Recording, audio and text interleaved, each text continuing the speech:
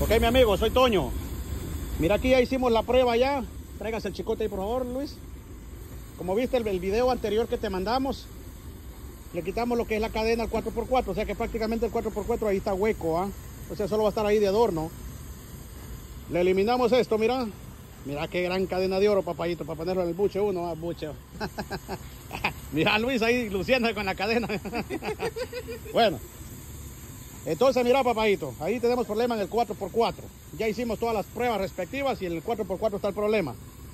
Pero hay otro problema, oye es eso. Ese problema ya me lo traemos. Y por lo que se ve ahí que hasta el Intec le has puesto. Oye es ese. Psss. Déjame decirte que eso es una entrada de aire. Aquí también tiene rajada la bobina, pero ese no es el problema.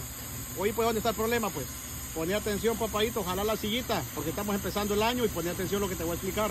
240-354-8897. Mira dónde está el problema, pues Luis. Mira. Para bailar la bamba en este nuevo año. Mira, papadito. Ahí, mira. Mira. Ahí está el problema, mira. Enfoque bien. 240-354-8897 Antonio Auro Service. Ahí está, mira, está silbando, está, mira.